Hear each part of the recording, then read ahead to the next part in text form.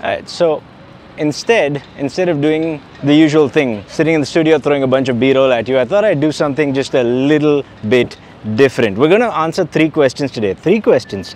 Number 1, how much Bluetooth earbud do you get for the money? $20 up to $300. I've got options all across the range, so I've got you covered.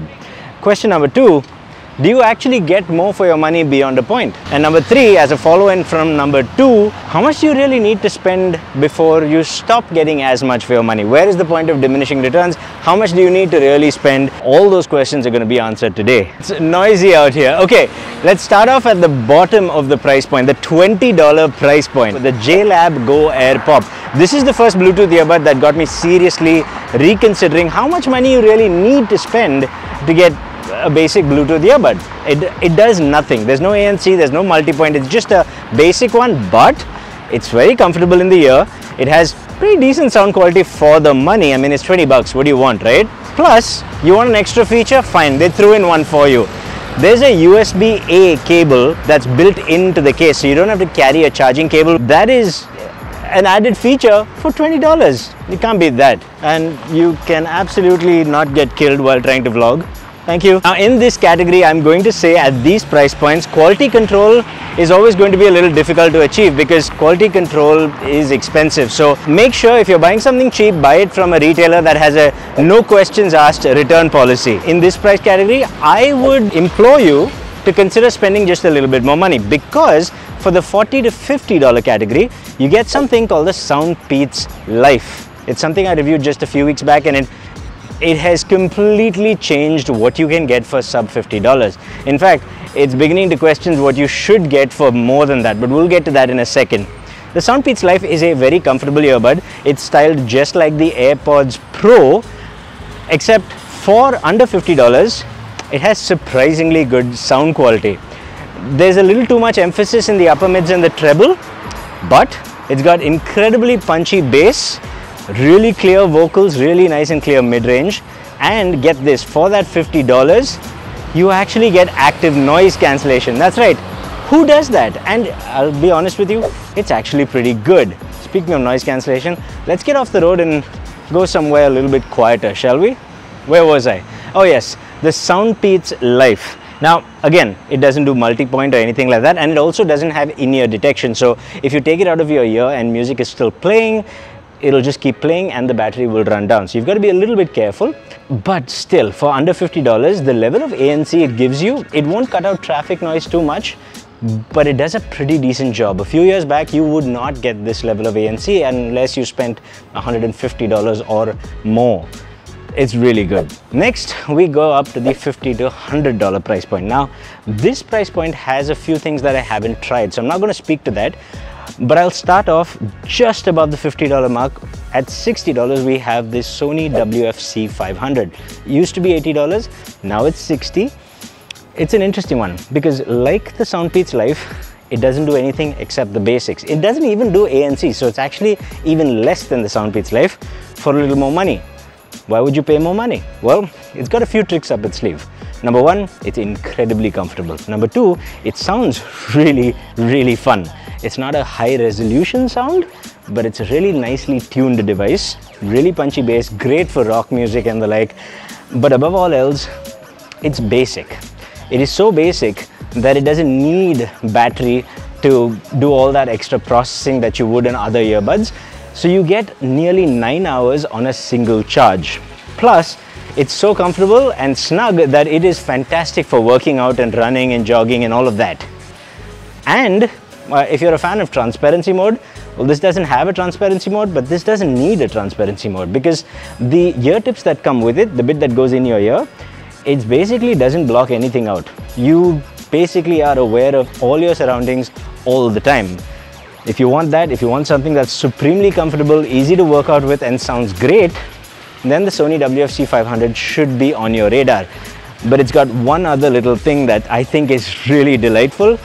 No touch controls. Instead of touch controls, what it has is just one singular large button. Very easy to access, very satisfying to click. That's it, not customizable, although it does come with the headphones app and that does allow you to EQ the sound, but not much else.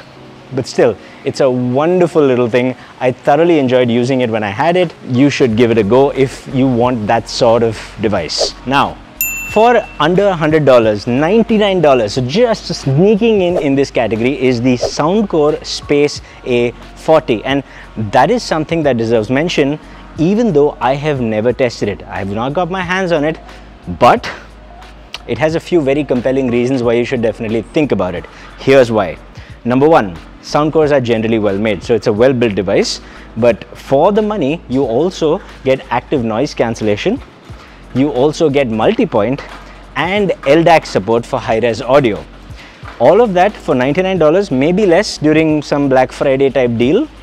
That makes it something that you really shouldn't ignore. You should look into. Now, based on reviews that I have seen, and I implore you to go check out your favorite tubers and see what their reviews of this device is. Here's what I can sort of make an educated guess about. The Space A40 is not going to give you fantastic levels of ANC. It has an average level of about, I'd say about 20 decibels of noise reduction, which isn't great. Even the Soundpeats Life would give you similar ANC to that, and that's only $50. Still, you get some ANC. The mic quality is okay, and the sound quality, judging by the frequency response, is, I'm going to say it's inoffensive. It's not particularly great. I think there's going to be a lack of energy in all the male and female vocals, because exactly in those regions it seems to lack some energy. An inoffensive, well-built device that has reasonable levels of ANC, but also gives you multi-point as well as LDAC support for a little bit of added functionality. Definitely something that should be on your radar. Now, that brings us to the $100 to $150 category. In this category, there's a few interesting ones. One of them being the One More Evo, which I'll get to in a second. I just want to make a special mention of the Final Audio ZE3000. I'm trying to make an inclusion in every price category of a earbud that just does something so differently it might appeal to some of you. This is one of those earbuds. The ZE3000 combines both form and function. It doesn't do anything. Like the WFC-500 from Sony, it just does music. But it's got this incredible emphasis on design, and it looks supremely distinctive. What they've also done is they've made that design work for fit and comfort. They've used a very lightweight resin. It basically just disappears when it's in your ear. And they've made the device large enough, actually purposely a little larger, so it actually lodges across 3 points across your ear to keep it stable, and it actually does work. It's really, really comfortable. Finally, the most important feature of the Final Audio ZE3000 is its sound. It gives you a clearer, more precise sound than a lot of other Bluetooth earbuds do at this price point. Okay, now let's get on to something with a little more features. For $150, you will now get something called the Sony LinkBuds S, which I have covered in my channel many times over. I've done comparisons with them. You can go check them out. But if you want a brief rundown, here's what you get. For about $148, you'll get something that is supremely comfortable. You'll get something that comes with a slew of features. Touch controls that are reasonably robust, could do with a little more customization, but a sound quality that is, in my opinion, kind of unsurpassed by most in this price category. I say most, there are a couple of exceptions like the AKG N400, but the AKG N400 has other issues. It's not a very good Bluetooth earbud. The LinkBuds S is actually a good all-rounder. It's got great sound. It has LDAC support for higher quality sound, so it is actually, to my ears, far more resolving than even more expensive things like the Pixel Buds Pro and the Samsung Galaxy Buds 2 Pro. That's really saying something. Plus, every single time Sony pushes a software update, they improve it. Every single time. Not only have they added things like integration with certain augmented reality games or one-touch access to your favorite Spotify playlist, but they have now added multi-point. I mean, if you had bought this at the original price of $220 even, it just kept getting better. You still have something that is well worth that money, except now it's $148. That is hard to argue with. The cons are, I do wish that it had slightly better battery life, but I mean, you can't have it all. Come on. Also, if you're using Google Assistant on one ear, then you may get irregular battery wear one ear to the other. So I think the right ear wears out a little faster than the left ear. It's a little bit of an issue. It's not a huge deal breaker because I don't tend to use Google Assistant with the tap function. I just say, hey, I shouldn't say it on camera, but hey, to each his own. That's a little bit of a downside. Honestly, I can't find too many other downsides with this. It's an excellent thing. Oh yes, the case, it's well built, but it definitely feels like cheaper plastic, which is something Sony seems to do. That's my only gripe with it, but honestly, fantastic set of earbuds. The other thing you can get for sometimes under $150, sometimes over $150 is the One More Evo. Okay, this one I'm going to include in the $150 to $200 category, but it is often discounted to sub $150 as well. What do you get for the money? Well, first of all, you get really good build quality. It's a metal case, which is not something you see often.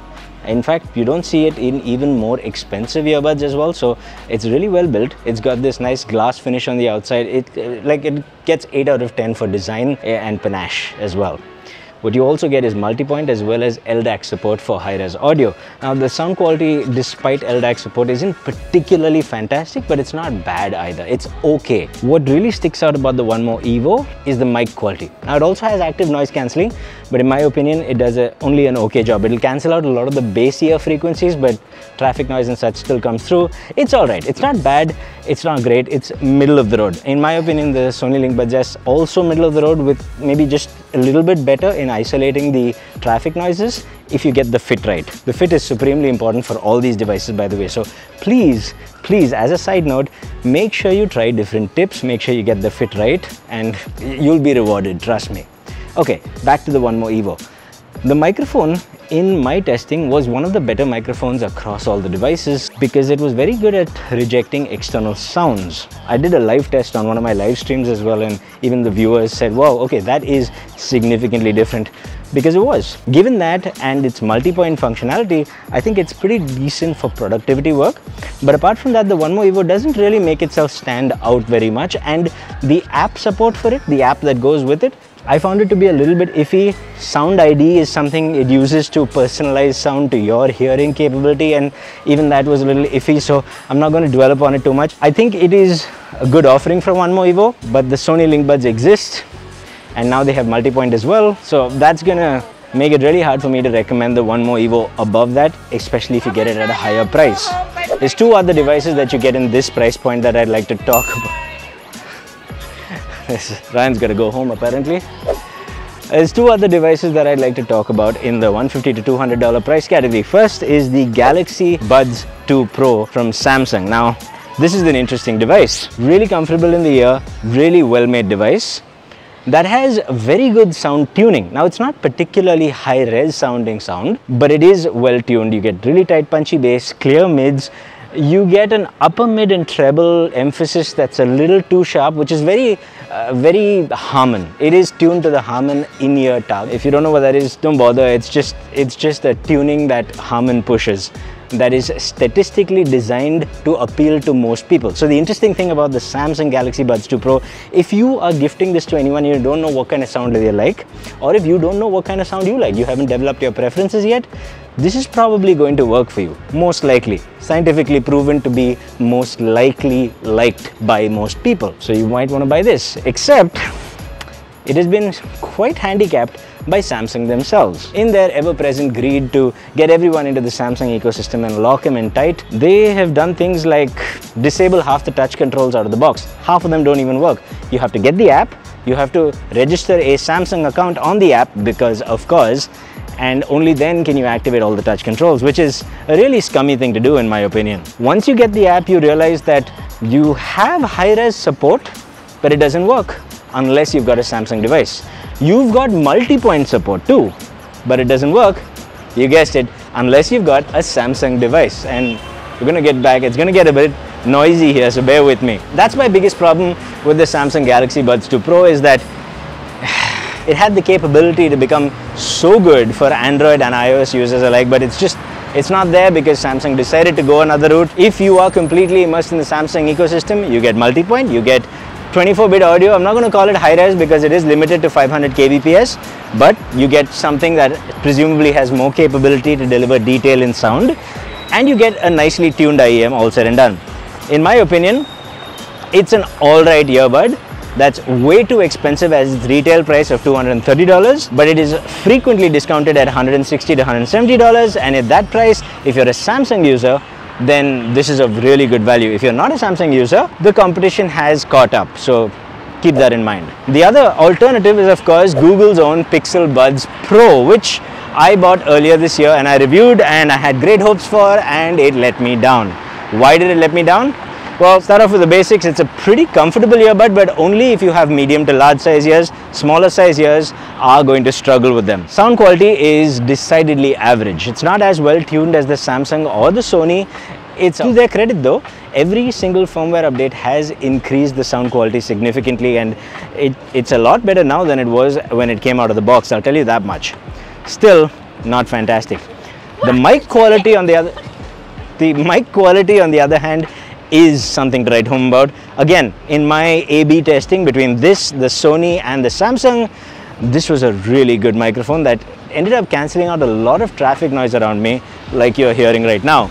That is something to keep in mind because it has multi-point. Now, in my opinion, it has ANC, by the way. Again, middle of the road, not very good ANC if I'm being honest, but this is the important thing. It's got multi-point, but it's got two different types of multi-point. Regular multi-point across different devices, so you've got a PC and an Android phone, no problem, you've got multi-point. They've also got Android only multi-point. That is basically multi-point across all Android devices that are logged in with the same ID. Now, here's the fun part. You can actually activate both of these things together and check that out.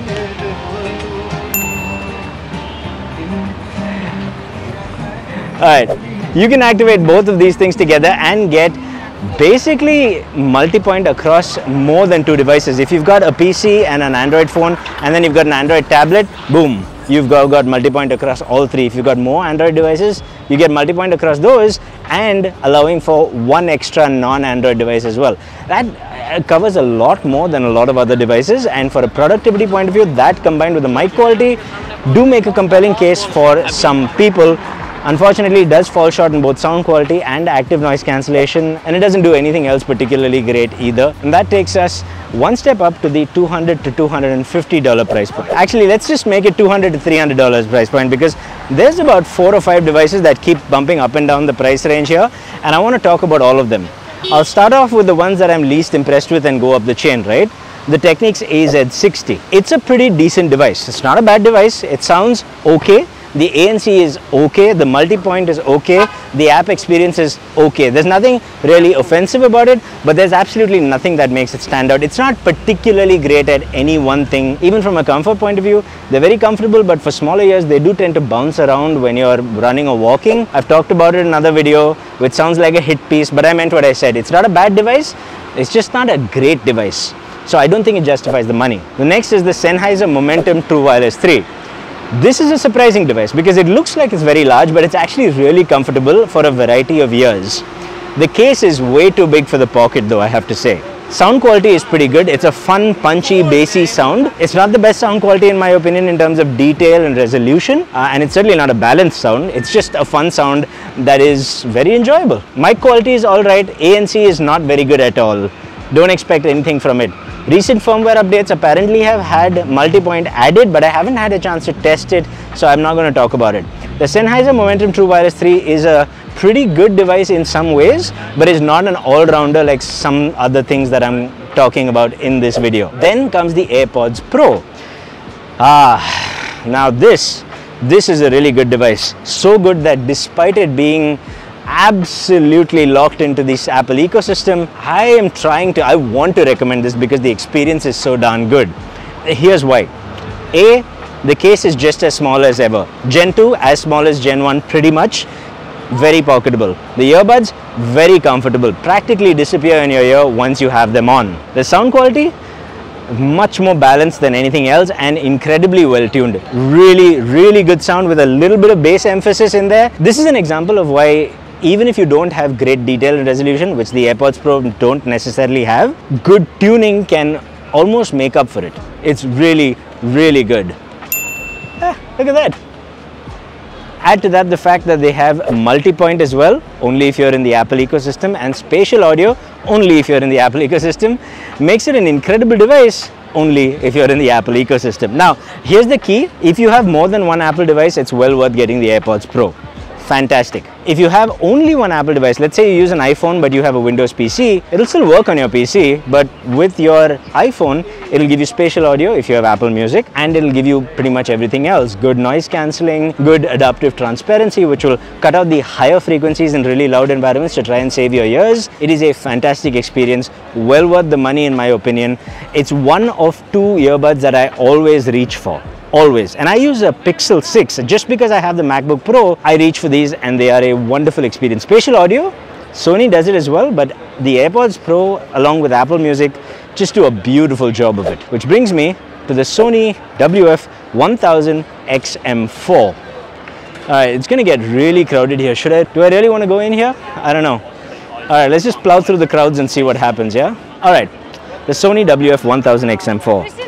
This is the Mac Daddy of sound quality. This is, in my opinion, hands down, the best sound quality you're going to get amongst Bluetooth earbuds, period. One, it supports LDAC, full strength LDAC, and it maintains its full strength bitrate most of the time pretty well. That makes for excellent sound quality in terms of detail and resolution, especially in the low end and the high end. It also uses its own drivers and whatnot, and I don't know how much that contributes to it, but there is so much more detail and nuance when it reproduces sound that it is absolutely astounding. It has a sense of space every time you're listening to music, a sense of space that I have not heard from anything else. That alone is well worth a listen. Active noise cancellation, it is the second best active noise cancellation I've experienced amongst all the Bluetooth earbuds, apart from Bose, which we'll talk about in a bit, because that is also a very special device. I mean, it does so many things, and apparently a future firmware update will bring multi-point as well, which will just keep making it better. $280 initially, but often found at $230 to $220. At that price, this is a no-brainer. But there are cons. Number one, the mic quality isn't that great. In this environment, it will probably be a little bit of a nightmare if you're on a call. That is a big downside. Number two, the fit. If you have small ears, the XM4 is most likely not for you. Medium to large size ears, the larger the better. Even for my ears, medium-sized ears, when I'm running, they do bounce up and down a bit. The same thing the Technics AZ60 does because of its design, because of the way it's made. That design has that flaw if you have a lot of bulk on the outside, and these do. So that's a bit of a problem. Still though, amazing earbuds for sound quality, amazing for active noise cancellation. Chef's kiss. The battery life on this one is something to remark, because while all the battery lives are roughly the same, between 5 and 7 hours, with some exceeding them, Sony WF-C500 for example, this one goes up to about 7 hours despite having active noise cancellation and everything, because it's so big that it has a big battery. It's as simple as that. That brings us to the Bose QC2. Okay, Bose kind of knocked it out of the park and also handicapped themselves severely with this one. Let me explain. We have to start with the comfort, because the Bose QC1 was not a comfortable device. This one, it's been modeled more on the AirPods Pro and is supremely comfortable. It is such a big step up. I love it.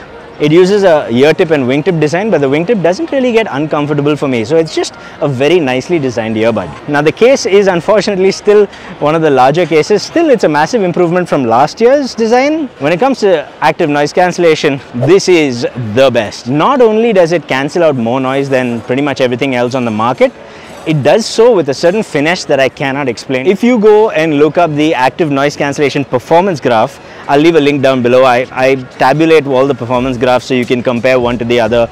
You'll see it in the description below. If you go and look that up, you'll see that it cancels out a whole bunch of mid-range sounds, but it does it with a linearity that you won't find in most other buds. That means that whatever comes in at a lower volume, it's cancelling it out, but it still sounds incredibly natural. I cannot describe, like, they're working on a different level. Everybody else is trying to reduce noise. These guys, they're saying, yeah, we can do the reduction of noise. How do we make it better? How do we finesse it?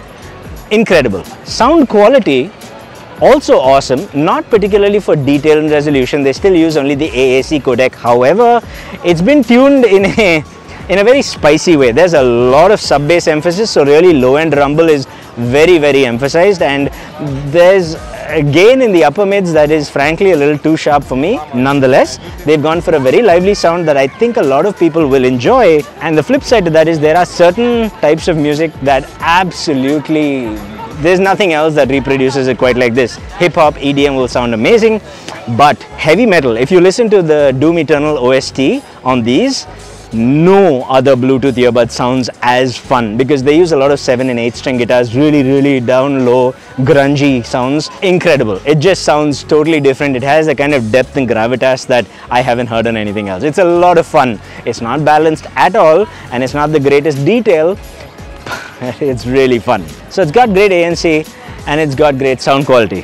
What's the catch? Well, the catch is that the microphone quality is horrible. It's okay if you're in a quiet room, but if you're in a noisy environment, it just picks everything up. Again, mic quality check in my full review of this product. You can go check it out on this channel. And by the way, if you haven't subscribed yet, come on man, throw a subscribe. This is kind of what we do.